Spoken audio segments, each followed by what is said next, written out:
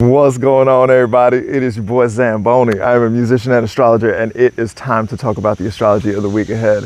This is a monumental week. This is a very, very big one. We've got some major moves taking place this week. Most importantly, Uranus is moving into Gemini. Now, what's really interesting here is that Venus is moving into Gemini. Is actually already has moved into Gemini, moves in a little bit before Uranus, and then Uranus goes in.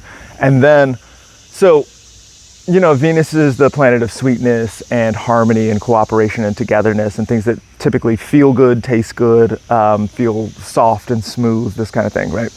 Attractive in some kind of way. That's what Venus is typically associated with. Or if not those things, then sort of like desire for those things, or what kinds of things you find attractive and this kind of thing, right? So Venus moving out of Taurus, that's Venus moving away from a place of essential dignity where Venus is very strong, very capable, very good at doing the Venus things, and moving into Gemini where, honestly, I'm not mad at Venus in Gemini. This is not the sort of situation like Venus in Aries before Venus in Taurus was debilitated. That was a position where Venus is not it's not very easy for Venus to do the Venus things in that place, right? The Venus in Gemini is quite all right. The way that I usually describe this is like the social butterfly, right? I associate Gemini with pollinators a lot.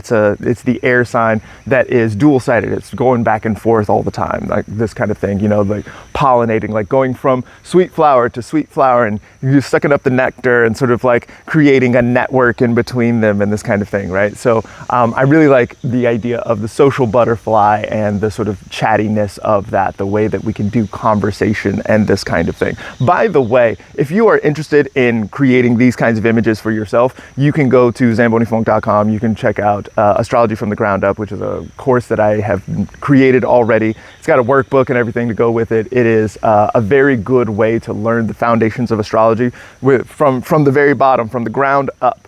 And so, you should go check that out if you are interested in learning astrology. If you aren't interested in learning all of that shit and you just want me to work it out for you, I also do readings. Go to zambonifunk.com, check that out. I super recommend the 10-minute transit touch point. It's very affordable. It's quick turnaround. It is a great way to sort of get a little insight, and it's virtually always longer than 10 minutes. So check that out. Again, zambonifunk.com. Oh, the other thing that I'm doing these days is I'm probably going to start doing card readings on Instagram Live, probably by donation or something like that. I just started that last week, and under a void moon. Didn't mean to do that. Was not elected, but we had so much fun that we're probably going to do that again. Maybe Wednesday or Thursday mornings, where it's early in the thing, but like check that out. So anyway, Venus in Gemini is a social butterfly, right? So Uranus is going to move into Gemini immediately after that. So this is monumental. This is part of the reason why 2025 is a benchmark year, is because all three of the outer planets move from their previous yin signs into yang signs now. So we've seen Neptune moving out of Pisces and into Aries. We've seen Pluto moving out of Capricorn into Aquarius. We've seen now Uranus moving out of Taurus and into Gemini. This is a very, very big deal. Now, this is not the final move here for Uranus. Uranus is going to do a little toe dip, and then it's going to end up back in Taurus for another, it's a while, 6 months or something like this. So we're only going to see 2.5, 3 months of Uranus in Gemini, but it's very important because we are officially in the future. We're really getting in there where it's like this future tech and communications tech especially is like the premier thing that is happening for the next 20 years or something like that. Let's remember that we're in this 200-year era. So we had been in the era of Earth before for a while, and now we sort of have straddled and moved into the era of air. So air dynamics are going to be much more sort of like flowing around and sort of taking up a lot of space, and much more expansive. Flight patterns are going to be important, this kind of thing. Like the ways that we go about thinking and understanding things and communicating through the air, all of that is going to be a really, really big deal during this time. Now, Uranus in Gemini is associated with revolutionary thought, liberalism is associated, and the Enlightenment is associated with Uranus and Gemini. And it's especially, so Uranus and Gemini is going to make this trine to Pluto in Aquarius. I've been associating Pluto in Aquarius with future tech for quite some time now. And so the idea is that there's, Uranus's job is to bring chaos, disruption, innovation, invention, this kind of thing. So it's going to take this future tech component and, also like the horrors that come with future tech as well. That's Pluto in Aquarius is going to be happy to talk about all that sort of stuff. And is going to add a spark to it. So there's going to be some extra like juice, a situation where it's like it wants to really pop off quickly.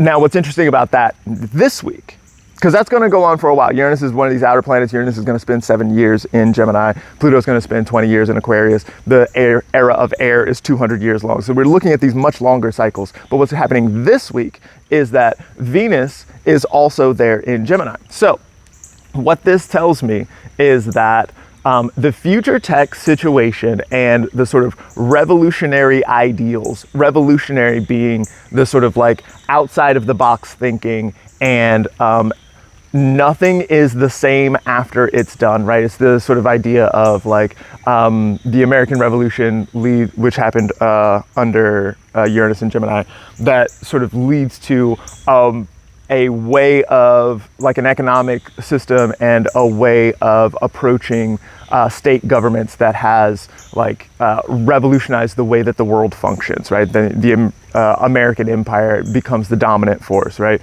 The Civil War is a major turning point in American history, also under Uranus and Gemini, and it sort of, and nothing is the same afterward. The American entrance into World War II is also timed by Uranus and Gemini. And then from that, we get Bretton Woods and Israel and all that sort of stuff. Nothing is the same afterward, right? We're in that same kind of situation here.